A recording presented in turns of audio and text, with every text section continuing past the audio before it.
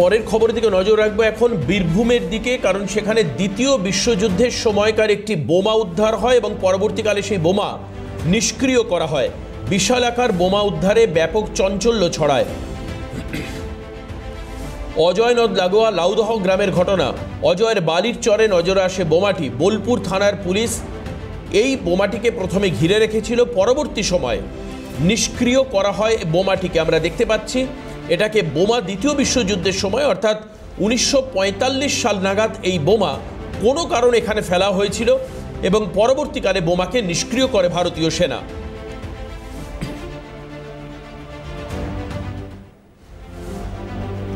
আমরা দেখতে পাচ্ছি অজয় নদীর বালির চরে এই বিশাল আকারের বোমা উদ্ধার করা হয়েছে। অমরনাথ আমাদের প্রতিনিধি আমাদের সঙ্গে রয়েছে। অমরনাথ, বিস্তারিত জানা হয় যে বোমা কিভাবে উদ্ধার হলো এবং পরবর্তীকালে নিষ্ক্রিয়করণের যে ঘটনা ভারতীয় সেনা করেছে বলে জানা যাচ্ছে, এই ঘটনার পর এলাকার মানুষ কি বলছেন বা এই বোমা সম্পর্কে কি ধারণা হচ্ছে, পুলিশ কি বলছে?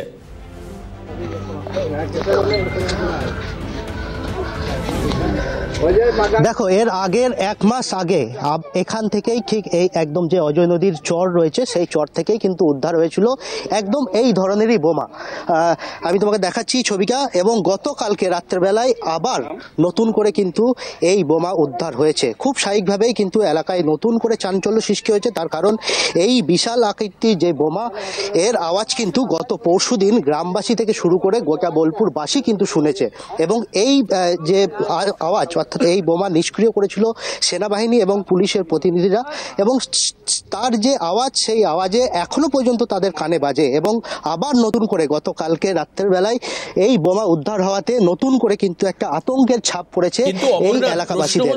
যে বারবার করে অজয় নদী এলাকায় দ্বিতীয় বিশ্বযুদ্ধের সময়কারী প্রাচীন বোমা উদ্ধার হচ্ছে, এর কারণ সম্পর্কে কি বুঝতে পারছো? এখন দেখিনি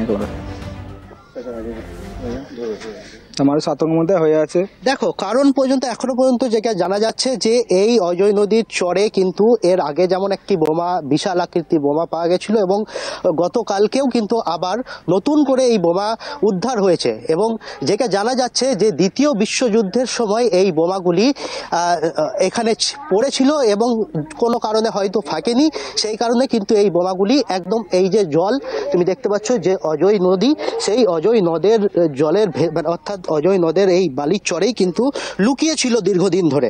এবং আস্তে আস্তে যখন দিন কাটছে এবং বালি যেহেতু বেরিয়ে যাচ্ছে এবং জলের ইয়েতে যখন বালিগুলি চলে যাচ্ছে, তখন কিন্তু একের পর এক আমরা দুবার দেখলাম ঠিক একই জায়গা থেকে এই বোমা উদ্ধার হচ্ছে।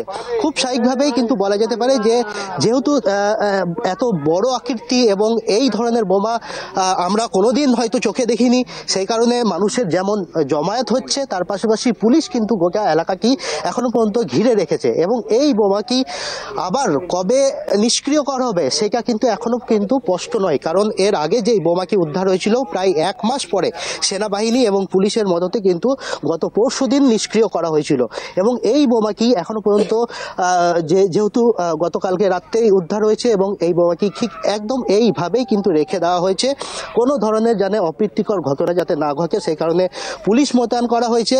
এবং গ্রামবাসীরা খুব স্বাভাবিকভাবেই যে আতঙ্কিত হয়ে রয়েছে, তার কারণ একটাই, যেহেতু পরশুদিন এই বোমার আওয়াজে যেমন গোটা এই অজয় নদী চত্বর যেমন কেঁপে উঠেছিল, সেরকম একটা আতঙ্কের নতুন করে ছাপ পড়েছে। আমি একটু শোনানোর চেষ্টা করবো এখানে যে সমস্ত গ্রামবাসীরা রয়েছে। বলছি, এই ধরনের বোমা কি আপনারা দেখেছেন এর আগে? না, দেখিনি, প্রথম দেখা হলো। এই যে গত পরশু ফাঁকানো হলো, এখনো কি আবার নতুন করে উদ্ধার হলো? আতঙ্ক লাগছে, ভয় লাগছে? ভয়ের মধ্যে মানুষ, মানে এটা আতঙ্ক জিনিসটা এটাকে দেখি না। যেভাবে আগে বাস্টটা হয়েছিল প্রচুর ভয়ঙ্কর বাস্ট হয়ে পড়ে, এরকম কখনো দেখিনি আমরা, লাইভে প্রথম আমাদের এটা।